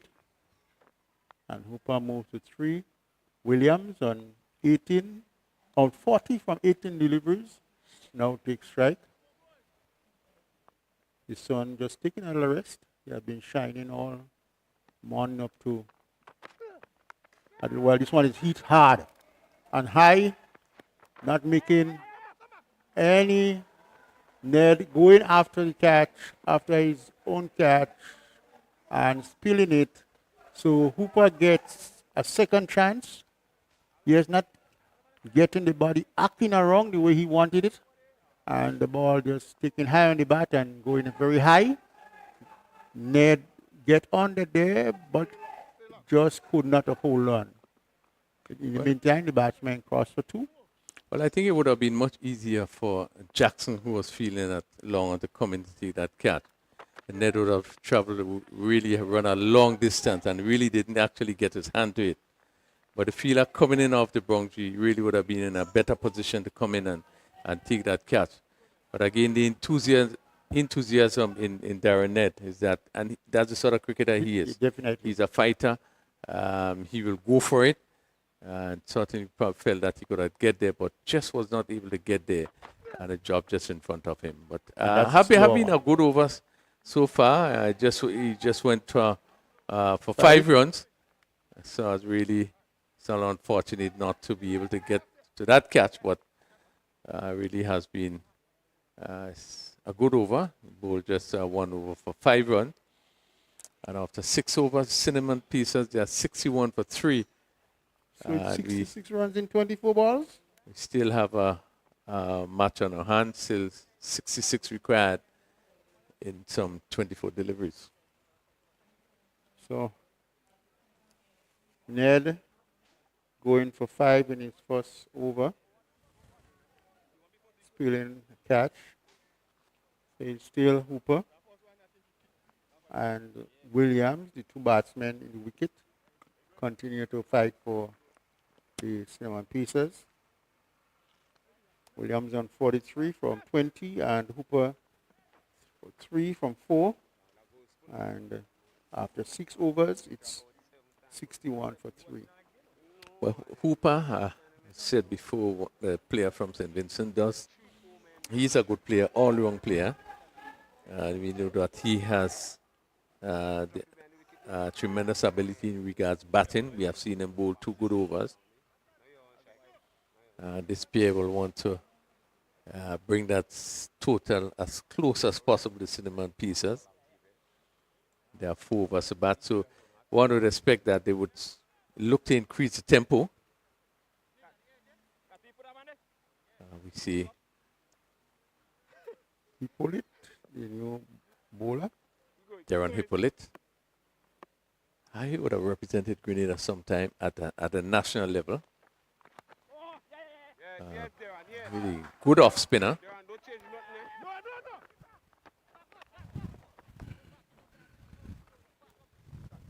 Doesn't seem to be playing the amount of cricket we knew that he once played. No. But he's a good thinking cricketer. Yeah. He is. Very skillful.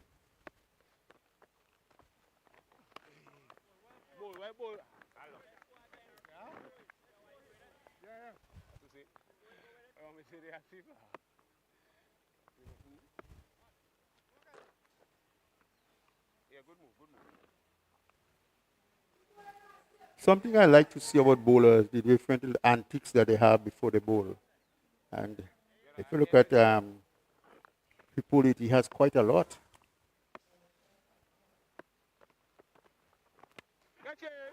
This ball is hit and cleared the long on. And that's again goes over the fence for another carriacou hit.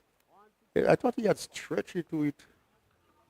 Ball was not really there, but look at it. He really waited and stretched into it. And it's a good clean hit. Good time in the end. And he got carry power maximum, taking him to 9. And he's going to 69. Cinnamon Pieces to get to victory will have to have quite a lot more. 69 for 3. Hooper, first maximum. And this one is looking to hit there. Not getting hold of it. They will get an overthrow there as a fielder and cover there. Again, just trying to make out whether it's Joseph. Trying to hit down the stumps at non-strikers then, missing, and they taking the opportunity to pick up an extra run. So Hooper back and strike. Hit down to point. I think he might have been just a little bit disappointed with this one, not really placing it well. The timing was there, but just not placing it well. And only a single for him this time. I think what he was looking for power and not necessarily placement, looking to hit the ball hard. And it went bouncing down to that position and picked up a single. Another good bowling from he pulled it. And it is 73. Let's go.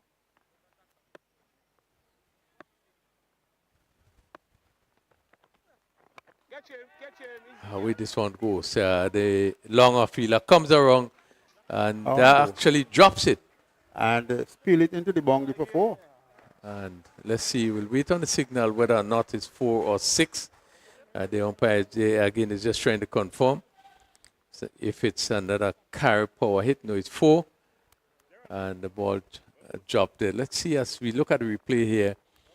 It comes around. And Jackson, they're really making a mess of this one.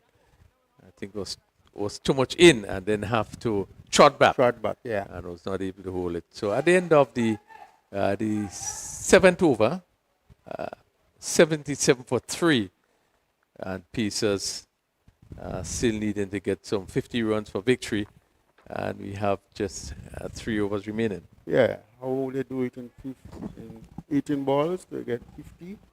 It's a lot of hitting. Hooper on 16 from 8 and Williams on 45 from 22. He pulled it first over, going for 16.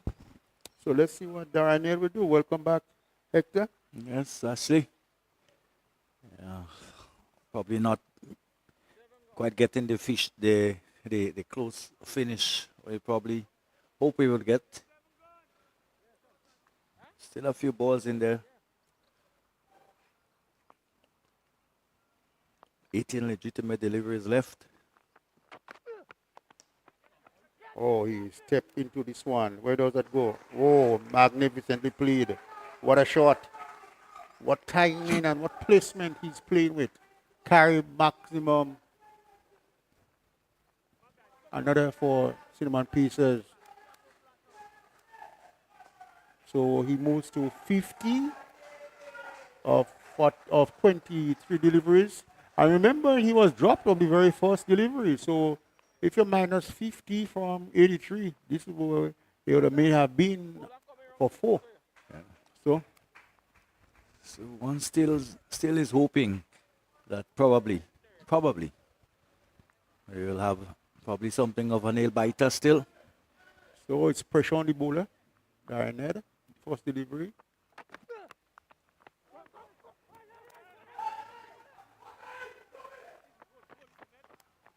Batsman almost find themselves in a tangle there, but was lucky to escape and get back.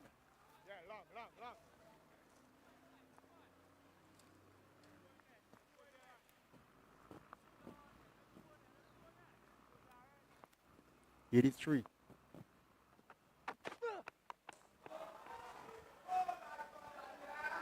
What a shot. Again, this young man is playing with a disdain and just playing cricket as it should be played. Ned just going a little bit too much in the slot, and he just delivered just what it was required. Seeing a blinder here. He goes again. on the banks. And 2 runs. So And running they get well 2 also. runs. So take it as you get it. They are, 91. yeah, and the required rate now has gone down to 15, just 15.4. It's not impossible. Not impossible. It's, The game of glorious uncertainties. Daniel Williams is on 59. Asif Hooper is on 16. Net bowls again. And that's a slower delivery. Good thinking. Good thinking from Ned. Always a versatile player. Always like to be in the game, whether he's batting or he's bowling or on the field. Yes, we saw his fielder catch, but this is not much of his we knowing him for. But let's see what he does. Got one more delivery left in this over. 91 is score for 3.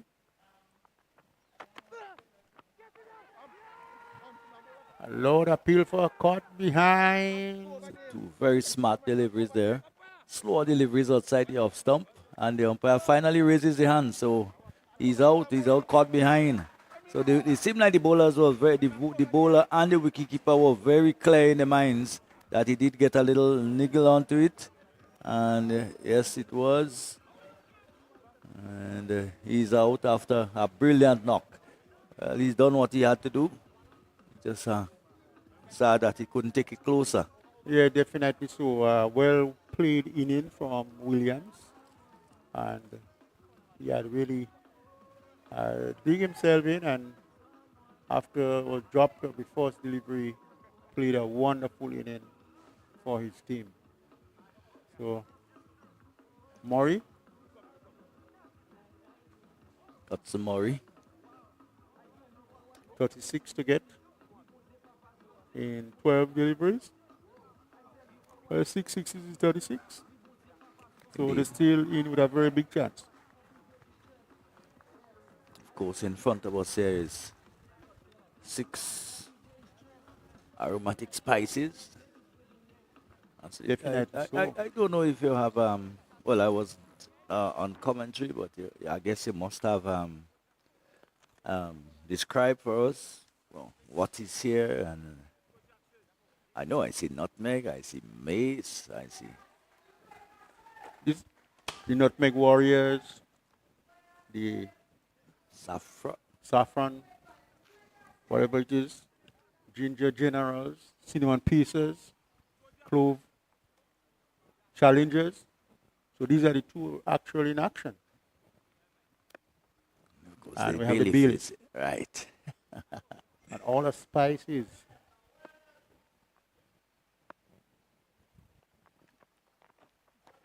Outside the off stump, and the umpire signals wide. This is Jackson. Yes, Jackson. Aston Jackson.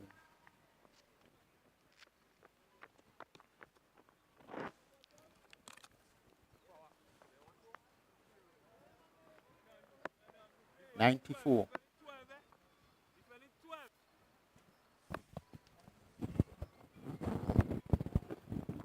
As he bowls again, this time the batsman is hitting, but only a single. He can get really a little bit of misfield, so they're going to get 2 runs in the end. And it's all seemingly impossible now for Simon Pieces.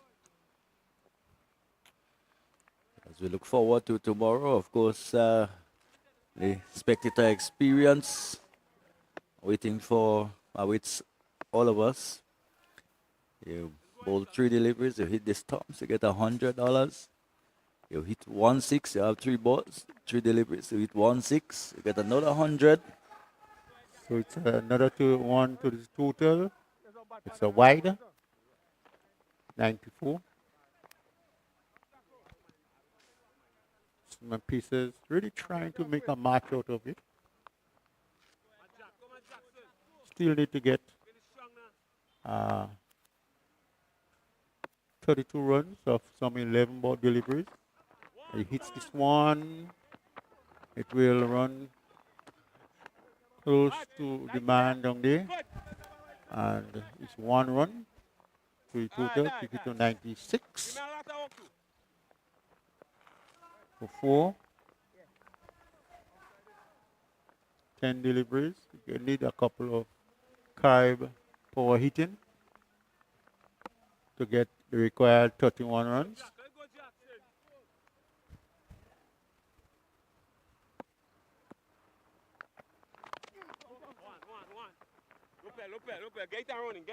Another single to the total. So they will not really get there with singles. You got to have some carb power hitting. Those maximums are what will count and what will tell for this game for the Cinnamon Pieces. Hooper 19 from 10 is now on strike, and let's see what can happen. Oh, that's a good delivery from Ned. Realizing the batsman was shaping one way. Well, he sent it to him, do what you want, and he just couldn't get onto it. Well bowled by Aston Jackson. 97 for 4. 30 runs still needed of 8 deliveries.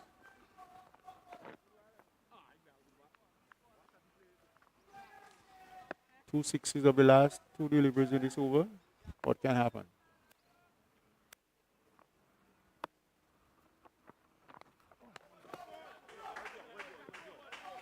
And Jackson really keeping the pressure on.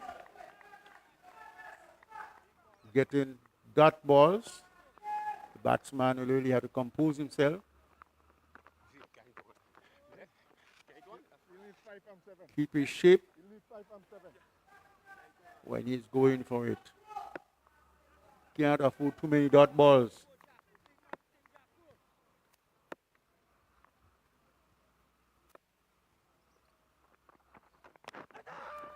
Lower appeal for leg before the umpire is not interested. The batsman cross, and that is a single. I think it's going to 97. I think it's going to 97, and it's 98. And final over. So Cinnamon Pacers, would they have a chance? Well, 6 sixes is 36, and they need 29. 5 sixes is 30, and they still need 29. So what can happen? We just have to wait and see. Some carry maximum. Lovely sunshine here at last address. As we into the final over of the second game played here for the day. And Cinnamon Pieces are really under the pump. Let's see what can happen.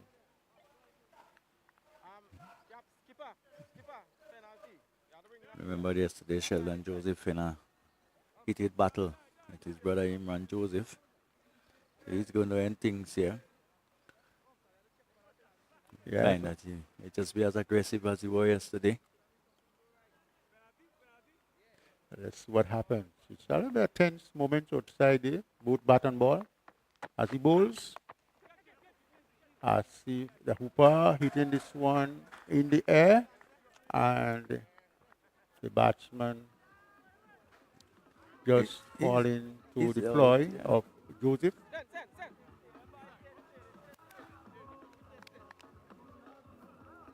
Just going under this one and hitting it up high, and the first man comes around, take the catch, and the hooper goes. It was a full toss there from Joseph, just going across the left hander, and Hooper looking to launch it somewhere. In fact, it's that time, is that where you need to really hit everything almost over the boundary for maximums. But all he could have done was succeeded in slicing it out towards backward point, where he felt an easy catch was taken. So it will be an experience for the 2 under 19 picks from Grenada for the Winwood. Cavan Bartholomew and Kirsten Murray. They both are youngsters under 19s. And let's see how they will face up to the challenge.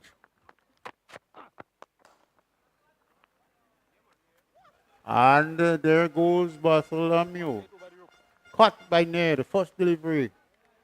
And this is not smelling good for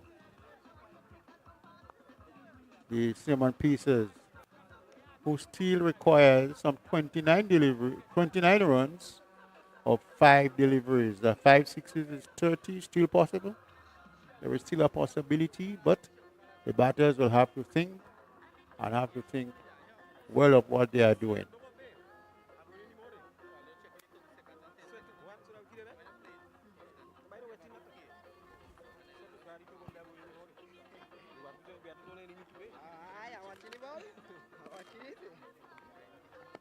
For Duncan, Shea Duncan, the new batsman, making his way in.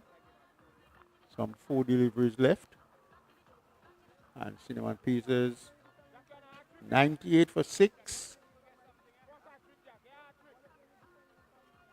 to get 29 runs.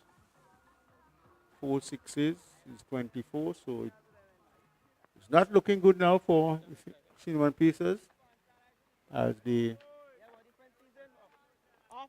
Clove challengers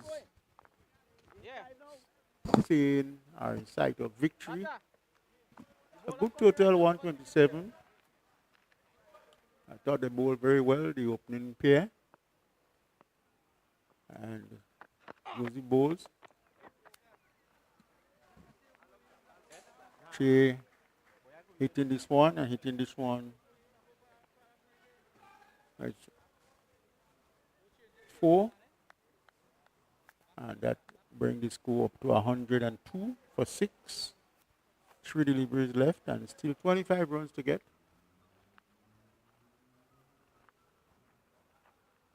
Still a little bit of possibility. A no ball with a 6.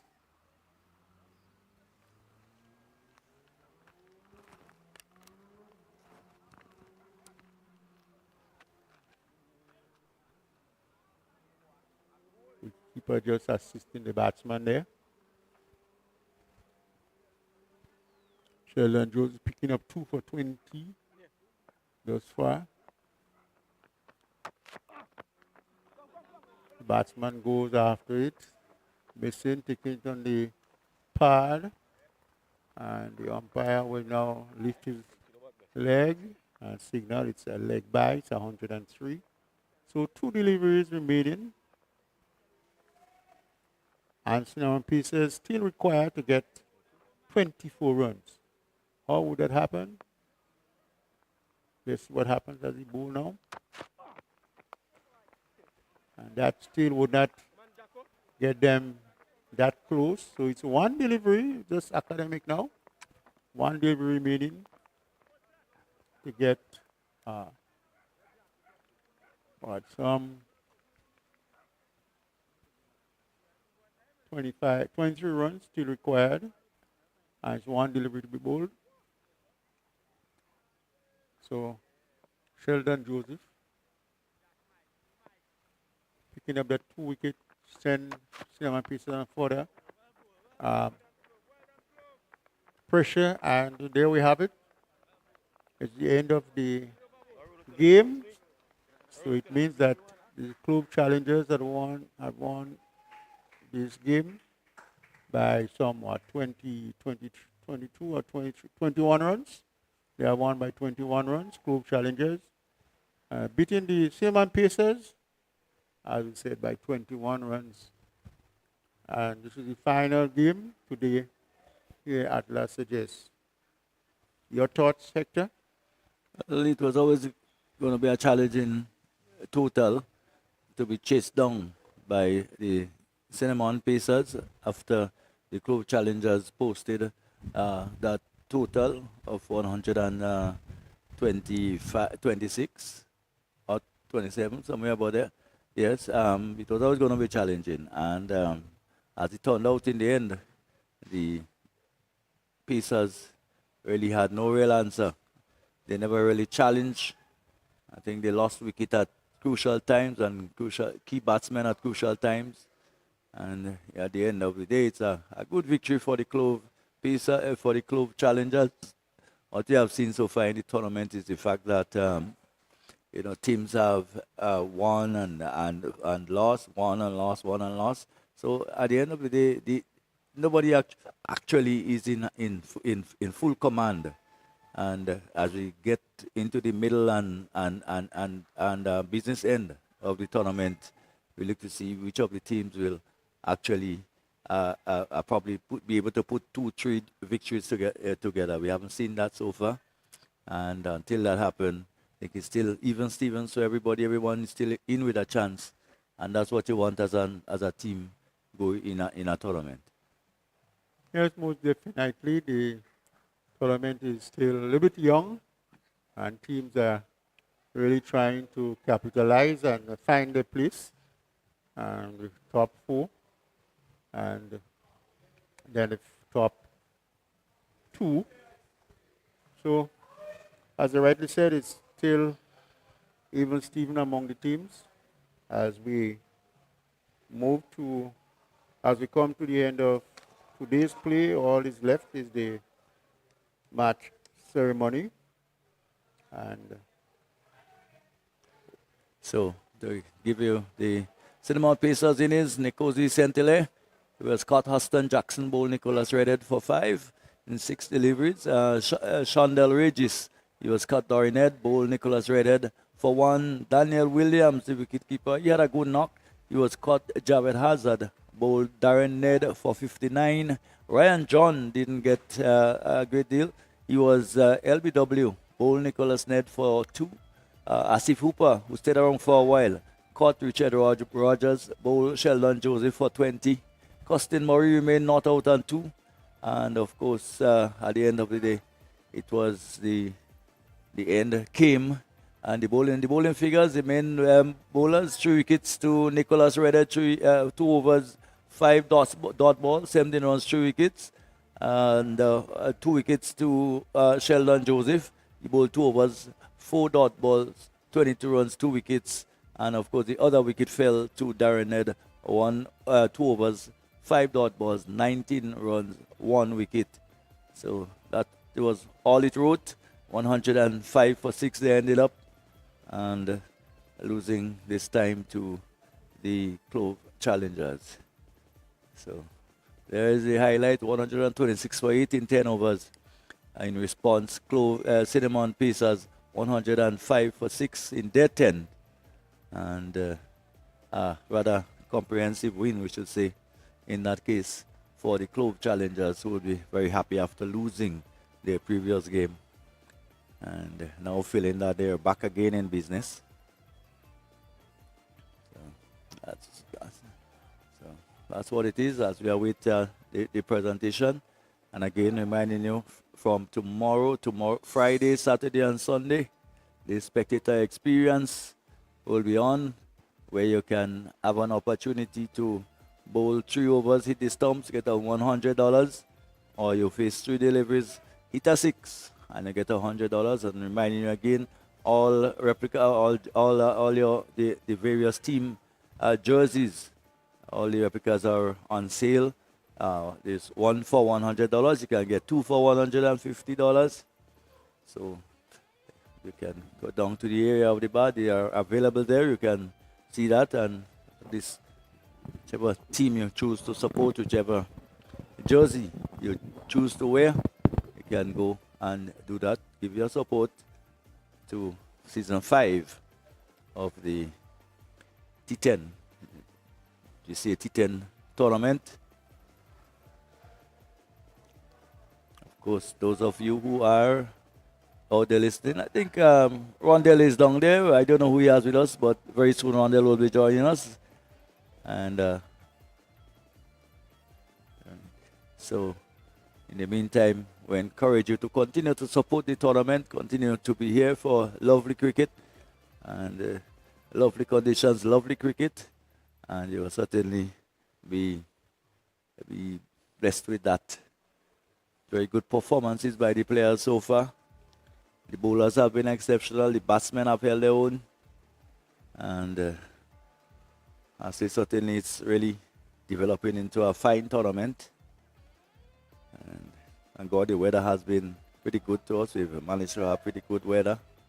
Yes, and also we have to give credit to the groundsmen. They have really worked and have produced very good wickets for the past couple of days.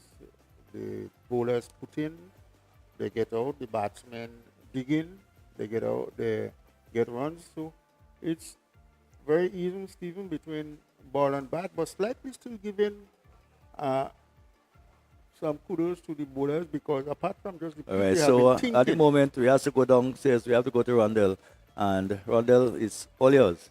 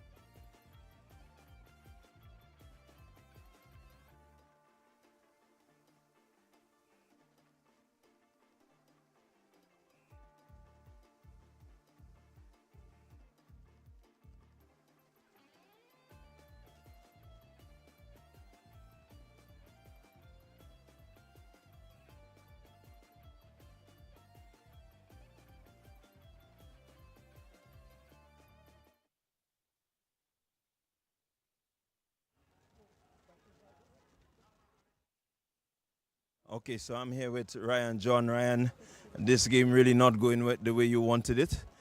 Tell us where you think the plot was lost. I thought we started really well. We just lost it a bit in the middle overs.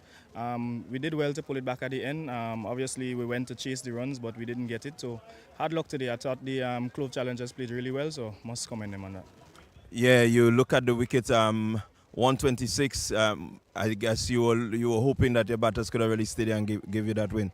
Yeah, definitely. I'm always backing my team, regardless of the situation. It's just that it didn't come off. I mean, Daniel played really well. It's just some guys to stay with him a bit longer, and hopefully we would have won, but it didn't happen, so hard luck. Well, best of luck to you. You are on tomorrow again, and let's hope you can reverse the tides. Thank you very much. Okay, so there you had it. That was Ryan John, the captain of the Cinnamon Pacers, and they going down today. And so we're gonna be presenting the Global Services Inc. Impact Bowler, and that presentation will be done by first Vice President of the GCA, Mr. Randall Batiste. All right, Asif, well done with the ball, really impacting this game. Tell us about the conditions and your ability to really be economical in that bowling spell. It's not something new to me to bowl the new ball in the power play in T10 cricket. I thought I did well with the first over, and that set the tone for me to come back the second over. And I think we did a pretty excellent job inside the power play. That was good. All right, well, you didn't come off today, but let's hope that you can bounce back. You have another game tomorrow, and we say good luck to you. Thank you so much. All right, so there we had it. Asif Hooper, the Global Services Inc. Impact Bowler. And we're going to continue with the presentations, and we're going to be presenting the Carib power hitter of this match. And he is also the man of the match for this game. So Roland Kito is here. He's also the captain of the Clove Challengers.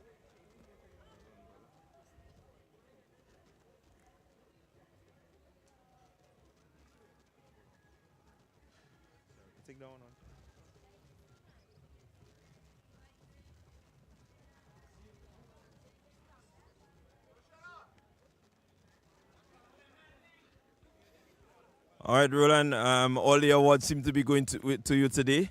Really good innings. Tell us about that innings.